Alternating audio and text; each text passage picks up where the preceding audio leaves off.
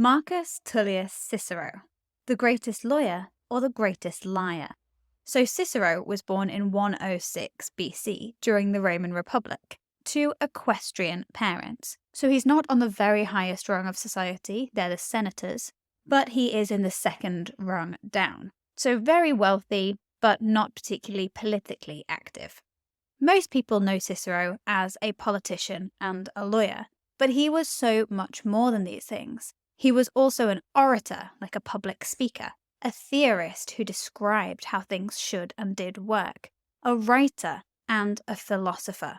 He was very interested in all of these aspects, as any high-class Roman man often was. He was ambitious. He wanted to improve his family name. He was very dutiful to his family and to the Republic. But the problem was that he was dismissed by many of the aristocracy, the elites in Rome.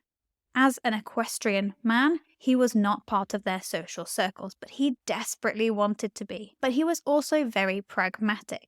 He understood what a situation required and would change his opinion or his actions if it would further him along in the future.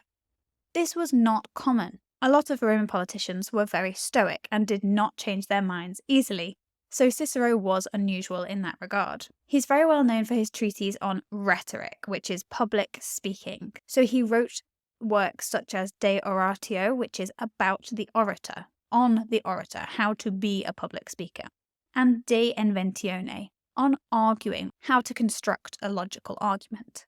De Republica, about the Republic, on the Republic, how the Republic should work, and De Legibus, on the laws, how the laws should be formed, and the philosophy behind the laws. These things tell us a lot about Roman life at the time.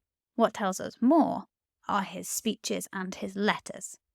His letters were written to various groups of people. The most important ones, I think, are the Ad Atticum, which are to one of his friends called Atticus, and the Ad Familiares, the ones to his close friends and family.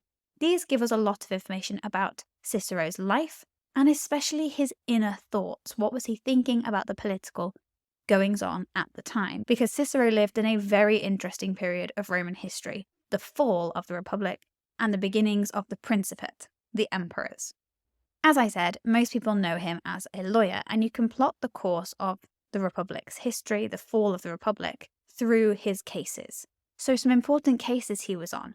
The Pro Roscio was one of his first big speeches. It was a case of patricide.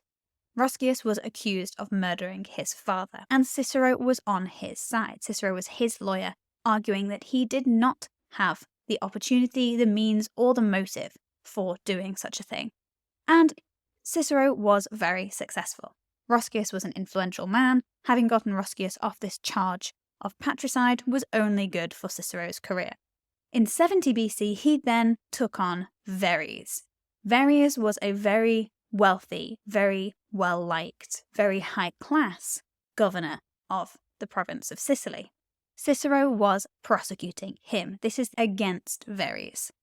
It was a case of extortion. Verres was accused by the people of Sicily of extorting their province of their treasures and their money. Cicero had prepared very thoroughly for this, and it is a complete character assassination of Verres. It was very successful, and Verres actually only stayed for the first 2 days and then was advised by his own lawyer, Hortensius, the greatest lawyer in Rome, to leave the city voluntarily. So Hortensius was beaten by Cicero, and this cemented Cicero's standing as the up-and-coming greatest lawyer in Rome. In 66, he accepted the role as Cluentius's lawyer.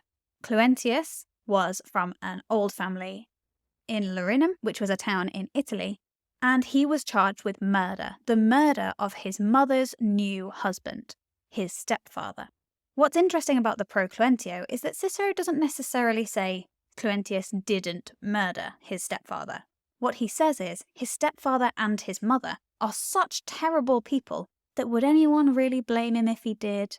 Now, he does say that Cluentius is an excellent man of good character, but he's mainly focused on a character assassination, again, a takedown of Cluentius' stepfather and Cluentius' mother, Sassia. Again, Cicero was very successful, and later boasted of throwing dust in the eyes of the jury, so we assume, therefore, Cluentius probably did kill his stepfather. At this point, we come to Catiline. Catiline is an essential part of Cicero's career. He was a senator, or a Roman politician, and Catiline had run for the consulship, the highest elected office you can achieve in Rome. It's like a prime minister, but there's two of them, so they share power. And they hold power for 1 year. Now, Catiline did not win. In fact, he lost to Cicero. And so he began a conspiracy in 63 BC. He thought he should be the consul and thought it was despicable that he had not been elected, and so decided to overthrow the system of government. In an incredible oration, Cicero revealed the conspiracy and called it a threat to the Republic. Catiline fled, as did several of his conspirators. Others were arrested and executed. Because of this, some of the highest level senators in Rome, the ones that Cicero had always wanted to impress, especially a guy called Cato the Younger, called him parens patriae, the father, the parent of the country, the saviour of the homeland. So this was an amazing jewel in Cicero's crown. Not only was he the consul for this year, he was also the saviour of the Republic. Or at least, he continually references himself as such in his later works. We're going to carry on with some important speeches. The Pro Milone in 52. This is a charge of murder. He was representing Milo, a gang leader, in effect, who was accused of murdering a rival gang leader. In this case, Cicero was unsuccessful. He could not get Milo off this charge, mainly because everyone knew that Milo had done it. However, he was still thanked by Milo before Milo went off into exile. Cicero considered it part of his duty to represent Milo in this factional war. He was on the same side of the political spectrum as Milo and so felt himself duty-bound to represent him. In 49 BC, civil war broke out in Rome. Julius Caesar and Pompey the Great, at odds with one another. Now in this, Cicero was very indecisive. He could not decide which faction to join. Should he be with Pompey and the rest of the senators, or should he join Caesar? It took him a while to decide. Everyone else had basically left Rome, when he decided that he should side with the optimates, those high echelon of the senatorial class who wanted to preserve the Republic against Caesar and so had sided with Pompey the Great. So eventually he did side with the optimates, until it became clear that the optimates were not winning, in which case he defected from the optimates, he returned to Italy and waited for Caesar to return from the civil war to ask for forgiveness. Lots of people did this, especially after the first victory that Caesar won in Greece. Cicero was not going to risk it. Pompey had fled. Cicero decided it was time to switch sides. This meant that he was allowed to remain in Italy and put him in prime position after Caesar was assassinated in 44. Other important speeches that he gave include the Philippics. These are speeches against Mark Antony, who wanted to come out on top of the power vacuum that had been left when Caesar was assassinated. As we've seen before, Cicero was very good at character assassination, and that's what these were for Mark Antony.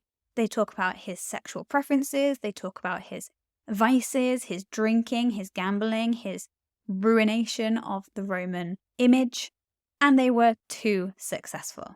By that, I mean he didn't actually give all of these speeches. He wrote them as pamphlets and circulated them. Mark Antony did not take too kindly at this, and this led to Cicero's death, because in 43 BC, he was put on a proscription list by Mark Antony. This means that he can legally be killed and his property seized by anyone who wants it. Cicero at this point is very wealthy, and so lots of bounty hunters are more than happy to kill him. He had an honourable death, actually. When he heard his attackers coming, he stuck his head out of the litter he was riding in and bared his throat to the assassins. Unfortunately for him, his assassins did not necessarily have the same sense of duty, and they hacked off his head and both of his hands and brought them back to Mark Antony. What happened then was Mark Antony's wife took out her hairpin, unrolled the tongue of Cicero, and stabbed his tongue repeatedly, the tongue that had given so much invective against her husband. So that's a very brief introduction to the life of Cicero, following some of his most famous works, speeches, and cases. What do you think? Was he the greatest lawyer or the greatest liar? Let me know in the comments, If you'd like to read some of these cases in the original Latin, well, you're going to have to learn the language because it's the best way to get to grips with the material. So, to start your Latin journey, sign up for my workshop at the link in the description below.